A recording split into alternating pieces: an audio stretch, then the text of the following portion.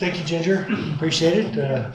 Quiet week meeting this time. We usually have a lot more. Yeah, I don't know where everyone is. Must have been to you.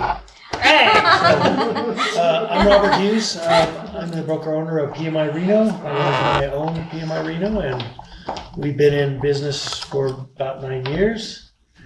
We started out with no doors or anything, and kind of built it up to where we're at. We've got about 560 to 70 doors. And then a commercial building. We do a couple of short-term rentals. We're testing that short-term market out, if that's what we want to do or not with it. But so far it's okay. This is Austin Hughes. He's my son. He works for us. I actually have 3 of my 4 kids working for us.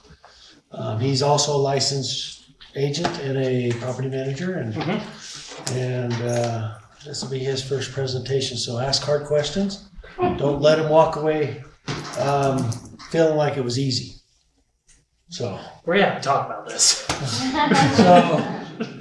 And our goal is we just want to make the management of your property easier. We're designed as a company to be for an owner who really wants to be hands off of their property.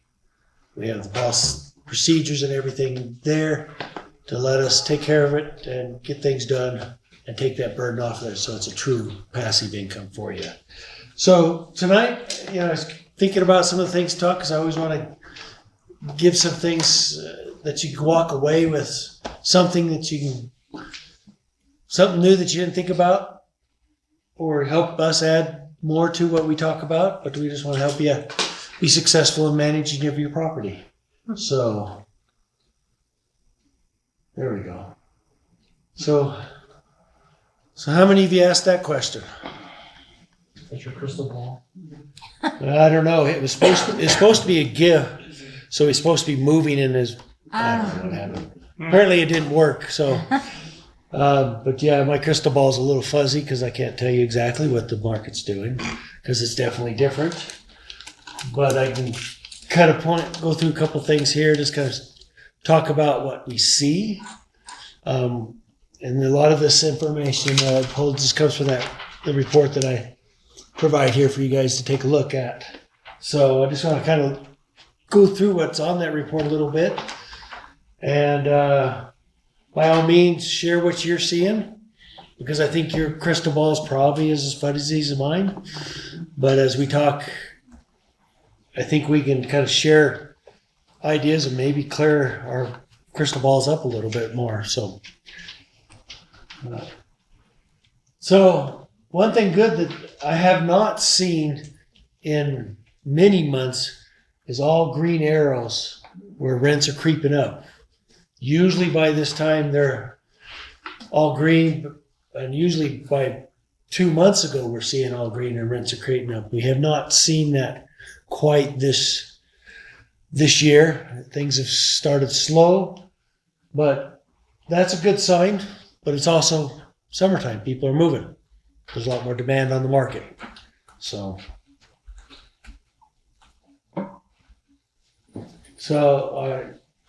our days on hand and our vacancy rates are higher. There's a lot more inventory.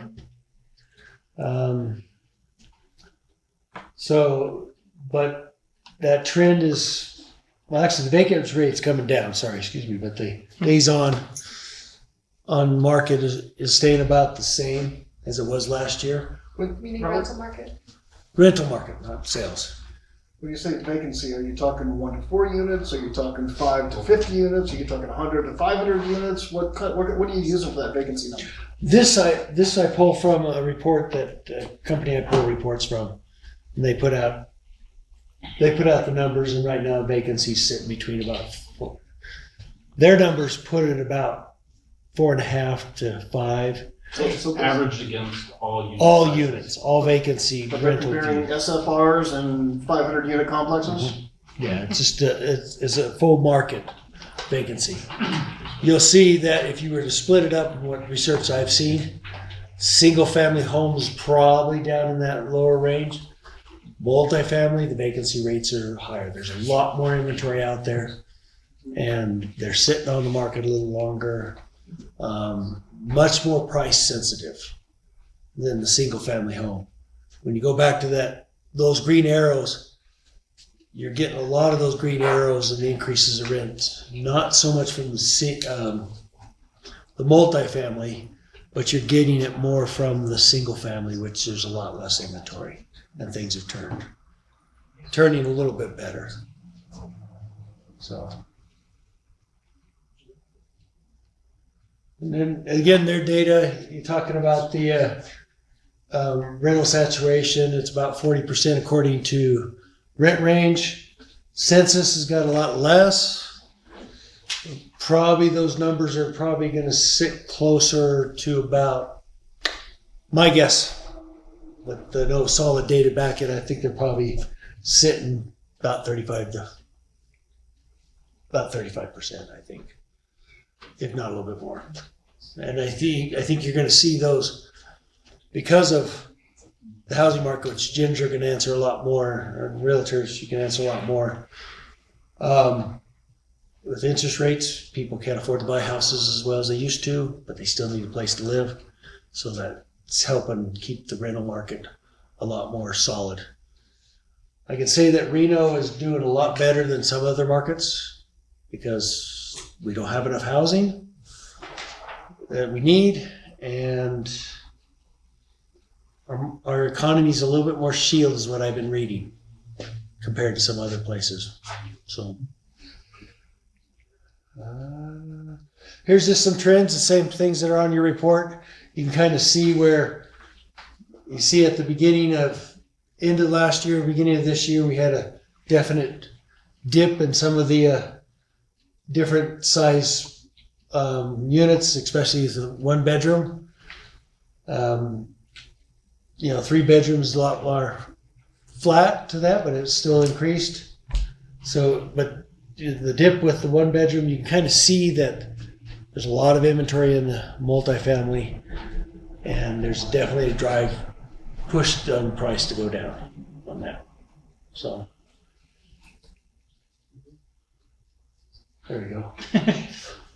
And then this just kind of breaks down medium housing rental rates for each zip code, right? That was No, supposed this to one's be. just Reno in general. Okay, by I'm sorry. size. It's broke up by the different size of properties. Yeah. So it kind of gives you an idea, but it also opens up the doors. Kind of the next question. How do you price your properties? How do you price the rental for a single family 3 bedroom 2 bath home? What are the factors that you guys look at in pricing your rentals? Washer, dryer. Has a washer and dryer. What else? Location. Where's the crystal ball? Don't cheat. No, I'm just kidding. But, when I talk to our owners, we sent out this report here is part of a market report for an individual unit. So it gives us kind of an estimate of what a rent might be for that type of property based on other properties in the surrounding areas. Sometimes it's pretty spot on, sometimes it's high, sometimes it's low. Right now, it's getting closer to being pretty accurate, but for the past 6 months, that report was showing about 5% higher than what we were able to rent properties. So when you're renting and pricing your properties, you can take a look and see what the average price for a 3 bedroom 2 bath is in the area, and you can see. But there's a lot more to figuring out what the price is and what it should be than just what a house in the neighborhood is. And it comes back to there's several things. Location's one of those. Where's it located? you know, you got the big area, the zip code or area, but it also there's micro, smaller areas that you can take a look, because you can have some high price homes around your property, but you may be one of the older properties, and those other properties will help bring that price up, but you may not be able to get quite as much for that older property that may need to be updated and everything. Other is condition. We're talking about age of the property. What condition? How does it look? You know, is the inside of the property still got that beautiful 80s gold and oranges in it? Or have you upgraded? You know, that'll affect your price on there, what people are willing to buy, especially when there's a market like we're in now where there's more choices and they can go down the street for the same price and get something that's been updated and is nicer. So time of year, we all know, same thing in sales. You know, rentals will slow down in the wintertime during the holiday season.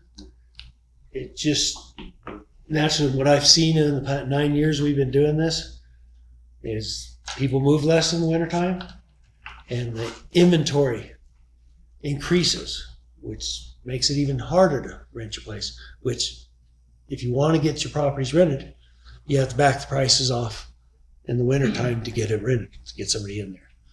So one thing you can do to help overcome that is try to make sure you write your leases when they come up during the summertime or during the prime rental season to avoid that as much as possible. How do you deal with,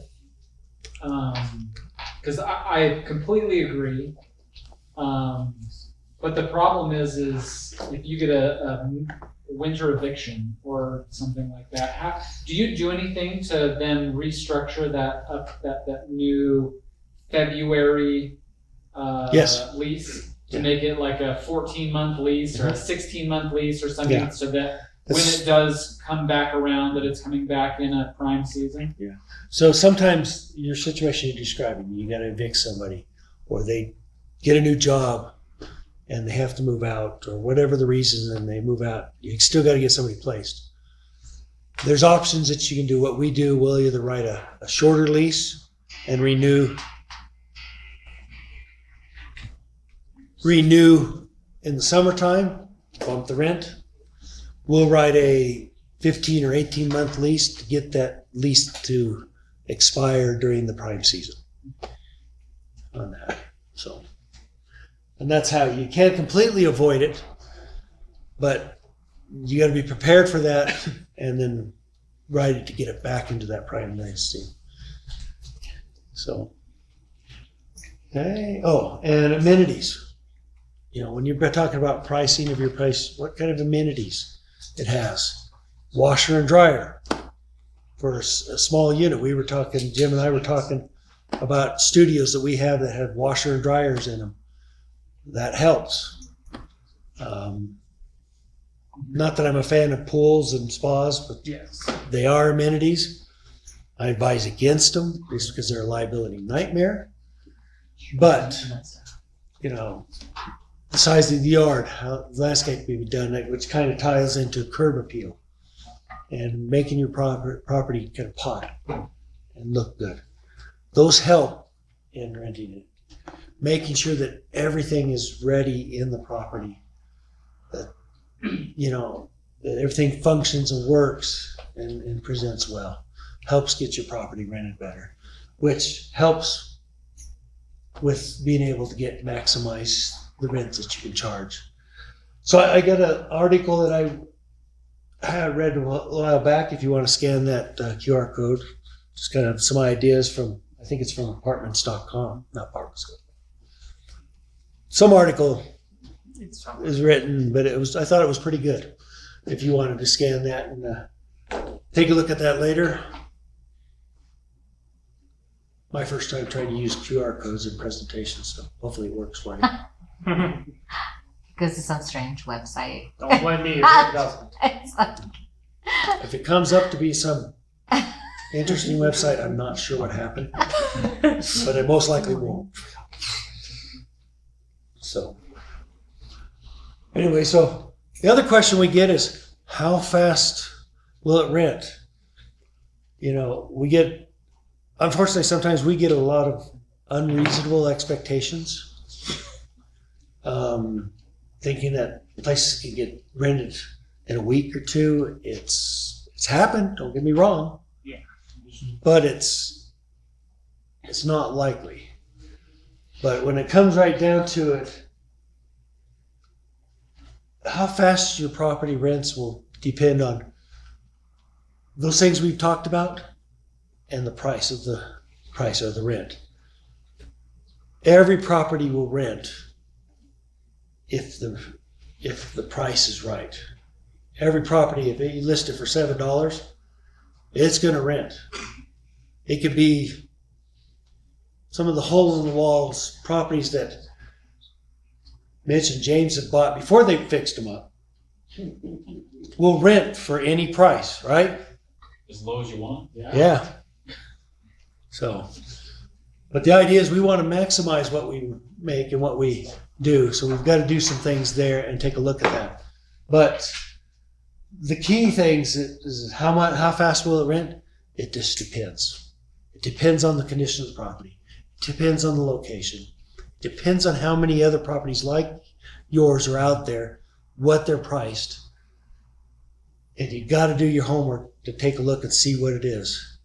So go ahead. Have you noticed a pattern recently, just with certain areas that might be leasing up a little bit quicker than others?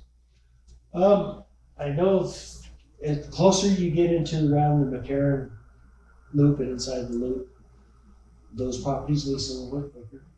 And again, obviously the ones that are in good condition and priced right are the ones that are moving. But you go back to the real estate piece of it, your prime real estate is close to highway, entrances, exits, shopping, schools, things like that. So you're going to find, you go take a look at a property up in Cold Springs. So we've got some great properties up there, by the way. Or even your property out of Winfield Springs, great property.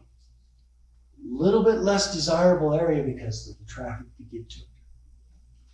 Cold Springs is a long drive. So you're going to feel a little bit of effect there. So the closer you are to the center of town is a more rentable property.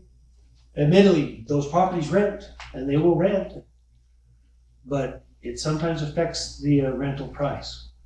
Same thing on the sales price too. So, but yeah, it's right around the McCarran Loop. I kind of like the old Northwest, older homes, close to everything, and we really have a problem renting that there. You can do some price. And I say that we're pricing them aggressively, but they're still priced right. And we don't want to rent cheap, because I've heard some owners have had the thought, oh, if I give them a good price, I'll get good tenants. I've also heard the other side of that. If it's not expensive enough, I'm going to get bad tenants, and vice versa. That's just not true. You want to price it right. You want to provide a good property. And I heard you say it. Screen them, what'd you say? Screen them to death? Oh, yeah. So, screen them all the way. It's easy to rent a property to a louse. And that's one thing I just, as you that manage your own properties, a lot of times you don't have the tools that a property management company has in screening. So be sure and screen very well, ask questions. And we'll talk a little bit more about that in a few minutes. After you guys have time to work Austin over. Ah, crap. So how fast will it rent? It just depends.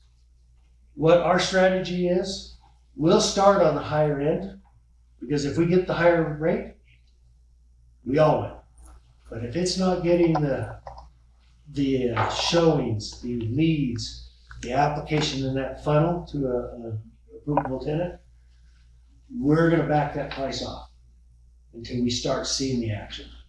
And we don't wait as long as we used to. to back that price off. Because every day you hold out for that extra $100 in rent, you lose it 1 month, you'll never make that $100 back.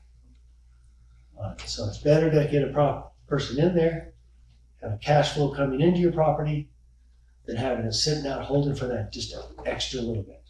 Yeah, the only caveat to that is if you're gonna sell it, right? Or Very at least true. sell it soon. So in that strategy, and there's a lot more associated with the multifamily where you're dealing with the NOI and the rents that affects your price. There's definitely a different strategy. Honestly, I don't, as a property manager that takes over some of those properties, the tool that they use is get them placed at high dollar and they don't screen them very much because they're desperate, get them in, sell the place, and next owner's problem. And guess what? They hire me as property manager, everybody's coming to my problem. But it is a strategy, and I can't disagree with what you're doing. But I advise owners that are buying things like, take a close look at your leases, ask a lot more questions. Because we've gone through a lot of cleaning house, and then the owners are not making as much as they expected to. And it changes the dynamics for them a lot. So that's a good lawyer answer, right? Depends. I'm not a lawyer or attorney, so I can't give you any advice. So I guess I should say that, right? Yeah. So let me go into before we leave that, any questions on just pricing in the market? You know, I got a question on tenant screening. I'm just curious. You guys said you have like 500 some odd units. Can you rattle off maybe like the top 5 employers that you see in terms of folks who are your tenant pool? I personally don't do the screening because I have a department that does it. But I can tell you Tesla, Yeah. anything associated out there in the industrial area, hotels, school district, and then the rest of them are just kind of odds and ends supporting things like that. So, and we take a close look at our credit reporting system. Doesn't give us a credit score. We don't get the FICO score. We get a rental score that they provide. But we take a very close look at that score. We take a very close look at their credit behavior. Because we have found in the years we've been doing this, that score relates very closely to the behavior of not taking care of the property, not paying the rent, and other bad behavior. So we've gotten a little bit tighter and more, I guess, focusing on that and determining a lot on that, those scores and their behavior that way. So moving on, if there's any other questions, we'll have time for more questions later too. So, but we're in the off year of the legislature. Next year is coming up. You guys remember any of the crazy bills that they tried to pass and our governor vetoed a lot? And I'm grateful that he vetoed a lot. You remember some of those bills? Rent control. Rent control, Extended eviction time. summary evictions. So those are two of the main ones. A lot of smaller ones there. Recently, I know they changed who can serve eviction notices. Yeah, it was Might about have been a couple 4 or 5 years ago that required. A Yeah, if you professional didn't processor. know, you cannot serve your own notices. You have to have either a sheriff or an attorney or a licensed process server serve your notices. There's even arguments that even rent increases, you're supposed to have them do it. Now we've chosen, it's great enough to us that we don't have process servers do that. But a 30-day notice, a non-renewal notice, or No contest. a Eviction. lot of those like Non-renewal. no, it's the not The eviction. What are video costs? No. 7 day, pay or quit. No, no cause Not eviction. that one? Thank you. On mine went blank. It's got to be after 6. I'm shut down already. So, Oh, yeah. but when we're not going to renew a tenant, we may give them a letter 60 days out, which we try to be fair to most of them. But 30 days out, or before 30 days out, we will have a process server serve that. So if there's ever an issue, they become a holdover tenant, I just have that document there ready to go. So yeah, you need to use a licensed process server to serve. What does that cost? They're different companies that they range. We have one company that does service for $25. Yeah, and then there's one that does 150 for 7 days. Yeah, they just range depending on what you're serving. We just have them do the serving things that have to be posted on the door. We have them do, but we do our own filing with the courts. So if we get to the point where we're filing the unlawful detainer, filing the sheriff lockout and all that stuff, we just go online and do it because we don't need to serve it at their door. But anything that has to go to the door, we have a licensed process server do it. So, any other things you guys remember? So yeah, you talked about, one of them was talking about extending the, not being able to evict a tenant if they're applying for rental assistance. They're trying to bring that back. That's already expired. But they tried to bring it back. Local rent control, allowing municipalities, counties, and cities to have their own rent control piece. Here's one for you licensed agents. Having a registry of companies owning real estate. You know, the last thing we want is the government to have more information on us. There's already a federal one. Yeah, there's already Should we get enough. that from the county? This would be a state law. Silver Plume to get the. Well, business it's- licensing and stuff through. They don't.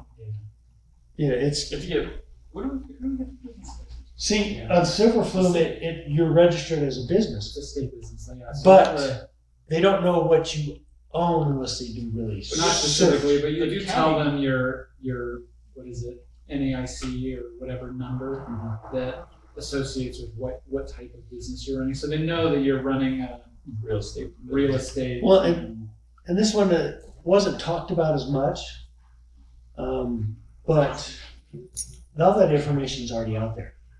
Why do we need to have another registry, another fee, and things like that? But I don't want to get too far into the politics of it. But as a protection for you as owners of property, this is not a good thing. So, For residential, if you have, is it one, or does it start at 2 units or more, you have to get a business license locally? I think it's one. what's that? I'm sorry. I think it's with the city or county, I don't know. They just You said- talking about a business license? Yeah, you have to get a business license if you rent properties. For each property too. 4 or more in Reno. No, it's below that. Well, it's if you. I know 3. I know 3, it does, we don't buy duplexes, so I don't know about that. But single families, I think you're supposed to, but That was It's a little harder to tougher check. for, that was tougher for them to enforce. they send me letters is how they find me. You can throw them away for so long and then they send But if me you have- letters. If you have 3 or For 4 or residential more real estate. units on the same property or next to it that they can determine that, yeah, they find you very quickly. Yeah. And they serve you with a cease and desist, they post it on the property. Oh yeah, let's- Then your tenants call you up and says, you don't have a license, so I don't have to pay you rent. So, but anyways, this is talking about the additional delays and rules with summary evictions, making it harder for you, the landlord, to take possession of your property back. We don't want to go there. I think Nevada has pretty balanced tenant landlord laws, keeps it fairly fair. I could point out things where I think it's not as fair to the landlord, from my perspective, but we definitely don't need to go more the wrong direction with that. And then statewide rent control. So these are the top 5 that I received a letter from a law office down in Las Vegas that specializes in tenant landlord law. And they're bringing up the fact that all 5 of those bills, and pretty well every bill that was vetoed by the governor, will return to the legislature and be presented again. And I'm sure that they're going to push more stuff in there. And so what this thing is, and I'm asking you guys as landlords, get involved, talk to your representatives and senators in the state, and tell them to fight against this. We have November's coming up. You need to vote out those representatives that voted for these things and get people that are going to defend and protect your property rights. Because this will come back. And if there's a super majority in the legislature of the Democrat side, they can override the vetoes, and these things will come. So, I brought this in just because we've got to start now talking to them, pressuring them, and calling them. So, with that, I don't know if you can pick up that QR code. There's more information. But even if you don't deal with the Legislative Action Fund, talk to your legislature. Those that represent you. Ask them where they stand. And if they don't stand where supporting property rights, you need to get them out. So, any questions on that? Okay. Austin. My turn. Okay. All right. So we're going to be talking about probably my favorite part of the job, the property check. Why don't you introduce yourself as in what you do? Oh, yes. Why you Right. experience there a little bit. Right. So I'm Austin, Robert's second oldest, and I used to work in warehouse works a lot until he gave me a job offer to do his walkthroughs for him, and I never regretted it. Now I'm a licensed property manager. He's got his, in that time, he's also got his license and property management permit. Yep, and And he's learning. I currently manage the 48 doors in Park Willow with a little help from him. So, he's kind of easing me into it. But when I started, I usually just went for the property checks for all the other property managers. They just send me the property check, I go out there and take care of it for them. So basically, a property check is how you protect your investment. For example, these regular property checks will provide you with Let me process this first. So the regular property checks are important because you don't want to have a property that kicks you in the butt because something happens and you weren't even aware of it. So the property checks really help so you can catch these things before they become a problem. So one of the reasons why I put this in here to talk about it is some of the properties that we've taken over the years they're a disaster. They got a problem tenant in there. They're destroyed. I got one now that the owner hadn't even seen the place in a few years. And it's going to cost her quite a bit to get it ready. Regular property checks, if they did that, they would have known what was going on and addressed those issues or get rid of the problem sooner. So. Yeah. How often do you do property checks? It depends on our management plan that the owner does. For our most common, the gold one is every 4 months. Bare minimum, you need to be in that property once a year. I kind of think that's too long. Yeah. That's interior and next, like a drive-by, and then That's interior, full-on exterior. walk property check, inside, outside, open underneath the sinks, taking a look at things, asking questions of the tenants, and taking a look at it. Ideally, I think you need to be there at least twice a year. Always one before you renew it, because you need to know. if that tenant, you really want to renew them or not. Yeah.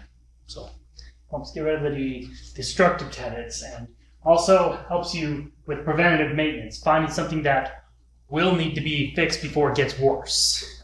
It's a lot cheaper to fix it when it's small than fix it when it's big. And that covers repair and maintain property. Also, upgrade. So one thing with doing regular property checks is that you can identify things that need to be fixed before they become something bigger, and minimize those costs. One of those is water leaks. A water leak unchecked is typically mold in time. And so a simple fix of the toilet that would have cost maybe a couple $100 turns into a $10,000 or $15,000 mold remediation. So being proactive in doing those checks saves you a lot. And we've also got upgrade the property. If a property will need an upgrade, the property check will help you determine that. Also, property checks are important for having good communication with tenants and neighbors as a unintentional, unofficial spy to make sure they're behaving. But you don't have to tell them that. So we always try to do our property checks with the tenants there, because they'll tell you when things are wrong, but it's also opportunity to build that relationship with them. There's sometimes when you're talking about tenant landlord, it tends to be an adversarial thing, or can be, or portrayed that way. We try to approach it a little bit different. They are our customers, and we want to make them happy within reason, but communicating with them. If you have a good line of communication between you and the tenant, when something goes wrong or something's going on, they're not going to hesitate to pick up and say, hey, I'm not sure what's going on here, but hey, I'm concerned about this. You can also identify if you got one of those that complain about everything, and you're going to get that feel that this may be a problem tenant in that respect. Do you guys maintain the smoke alarms? We replace them or change batteries at turnovers, and when we do walkthroughs, we check and test them. So you don't check them biannually or annually? We do when we do a walkthrough. We'll push the button, make sure it does it. If there's one thing you want to keep in mind, if they're starting to discolor, they need to be replaced. Yes. Yellow means bad. Yeah. So. And then of course we got the properly screen the tenants, which apparently is a part of that. Kind of, yeah. Do your work on the end, on the front, going in, so you don't have problems near as bad on the way out. Yes, exactly. So. And when you do the property checks, don't let it get personal. You are running a business. I know you want to build a good reputation, but don't get too personal. If they're a problem, give them the facts. So let me ask you a question. You that have been running properties, and I'm sure it's not Mitch, because he's pretty straightforward. But it's your own property, and yeah, we all feel sorry for. I feel sorry for all of our tenants too when they have problems and things like that. But you've got to draw the line. If it's a house that you've lived in, and you've got personal things tied to it, you've got to let it go and treat it as an asset, and hold the tenants to their lease. One thing with doing regular property checks is you can identify when they're violating their lease. But you got to separate that. And, if you've been doing this long enough, I'm sure you've heard that grandma died for the 5th time this year, and the rent's going to be late. And I see a lot of problems where they keep, okay, I'll give you a little bit more time. I'll give you a little bit more time. And 3 months later, the rent hasn't been paid and the house is trashed. And you can't do that. No. You gotta have a heart for them, but part of having a heart is holding them accountable. Tough love. So, and then last Of one, course, follow the law. Follow the law when you do your inspections and things like that. So- It may be bad, but law's the law. So, any hard questions for Austin? His first presentation. So, Get it? Got it good. It's like he's I'm out out of of here. So, I was kind of curious. Do you have a story of, when you had like a difficult situation with a tenant and how you guys dealt with it? yeah. Cool. Oh yeah. Can you share with us? I did have one tenant who wanted to replace the whole carpet because he found one lump in it. Oh, And he was boy. just making all this up about saying that I promised to replace the carpet, which I never said.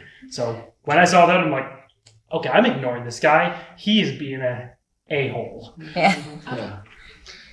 Yeah. In general, it's a lot of it has to do with paying rent. And, and we've gone through some tough times with COVID, the economy and things like that. And we're kind of going through a little bit of that now. And we're seeing a trend of struggles with tenants. To help nip that and keep it in control. If it's a first time for the tenant with us, we're a little bit more flexible and we'll give them some time. But one of the things that we minimize it continuing on is establishing that expectation. So tenant calls up and say, okay, my grandma died for the 5th time, whatever. But I'm not going to be able to pay my rent on time. I'm going to be able to take care of it by the 15th. Our response is, okay, we'll make a note of that, but this is what's going to happen. If it's not paid by the 5th, the 6th, you're going to get a warning letter that if you don't take care of it, we'll file a 7-day pay or quit. Come by the 10th or the 12th, some of the business days there, if they haven't paid it yet, we'll tell them, it's like, you're going to receive another one with a little bit more teeth. You need to pay your rent by this day in the day here, or we will file the 7-day pay or quit. If they don't pay it, or even if that promise date is past that, we tell them, we will still file a 7-day pay or quit. And then we tell them, it's like, this won't go on your record. If you do what you promised to do by paying it by the 15th, and they're going to incur some fees for it, it will just go away. But if you don't, the next step is going to be the lockout paperwork with the sheriff and potentially being locked out. We want to try to have them, if they don't pay, we want to have them out by the end of the month. And even if the only thing we can't control, if they do file the tenant affidavit and we got to go to court, the piece I can't control is when the judge will see us. And the second piece of that is making sure that you have documentation of the service, the communication, what they owe. So when you go sit down in front of the judge, he asks the tenant what's going on. Do you owe the money? 99% of the time they say, yeah, I owe the money. He says, do you have the money? No. And then he goes like, landlord, what do you want to do? You are in control. About the most the judge can do is give them 10 more days to get out. But in all cases, and because what we do, we've never lost an eviction case. So you have 500, how many 500? 560. 560 doors. Yes, How often are you guys going to court to evict people? not very often. Okay, well that's good. So I ran the numbers, it's a while back, but I ran the numbers. We evict about 0.2% of the leases that we place. That's going all the way to eviction. It's probably about, every month we probably have about 5% of our leases that are late. Most of those are resolved. I think probably maybe 1% of our leases, we may file the 7-day, and most of those take care of it. Yes. Do you guys offer, so if you're not managing a property, you guys offer services besides management? I know that's not ideal. You guys want to have client We long-term do clients. lease ups where we Yeah, just find a tenant for Yeah, them. we'll find a place a tenant for you. We don't do eviction services because there's just too many legalities there that we can't control. Right. But we're happy to manage your property after you get rid of the bad tenant and make sure you have a good experience after that. So I ran into a realtor that he teamed up with another realtor and they started buying properties and managing them themselves. And they got into trouble because, well, he was fine, but the guy that he partnered up with stepped over the rights of the tenant a couple times, and the tenant had the upper hand. And so that was, that poor guy. it's very important that we get that last thing, follow the law, understand the law. And that's, if you're unsure what you're doing and managing your properties, hire a professional. You can come talk to us, but if you don't want to talk to us, talk to someone that can help you through it. If you're not got the time to make sure you know what you're doing and the laws and everything, you're just opening yourself up to legalities and making it harder to get rid of a tenant. Because there are professional tenants out there. They know the laws pretty good and they can manipulate things pretty well. Mm-hmm. Document. Washer Legal Services. Yeah. I've had not very many, but I've had a few times. But the other side of that, make sure you have, as part of your team, a good attorney that knows what they're doing with property, tenant, landlord laws. So it's a different world. It's not as easy. I mean, you could probably attest to it. You've been doing this for a long, long time. Managing and being a landlord is not as easy as it used to be, right?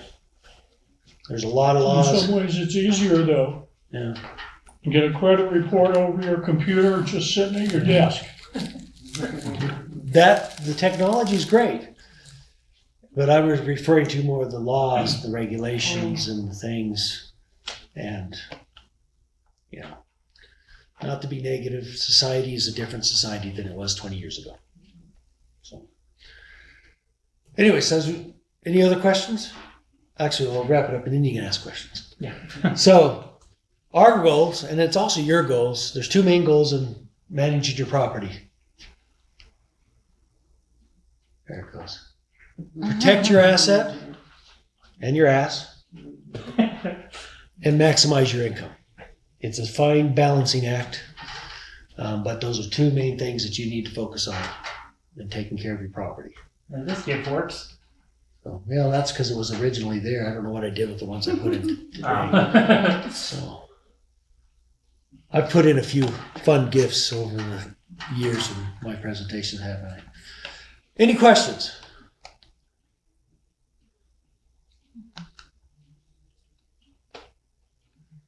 Small group. A lot of you guys have been doing this for a while. Probably haven't told you too much more than you didn't already know. But, we'd love to help you. But I really want you to be successful as a landlord and property owner and investor. That is, my opinion, is one of the best ways to build long-term wealth. But you got to be patient. You didn't get to where you were overnight. Mm-mm. I know that Mitch and James. It was overnight.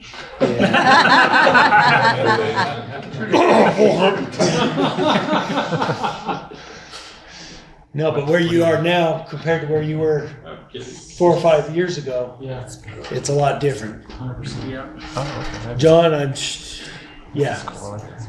know where you're at. So, anyways, any questions? You guys are a great group. So, Not a question, just a comment. I've probably cost myself more money managing my own property. Really nice guy. Than it would have been to hire somebody. So. Yes. and I got to Money raise and my time. hand to the same thing. I own properties myself, and I sit there and tell you, be a nice guy, but hold them accountable. I've cost myself money because it's my property. Oh, I can get away with it a little bit more. I'll be nice. That's not the right move. I don't do that with my clients, but somehow I can't seem to get that through my head for my own personal properties sometimes. So yeah, it's, I think is it Keller Williams has $1 million. Millionaire real real estate estate investor. investor? MREI, yeah. Yeah, talks about building your team, Blue book. and that's a good book.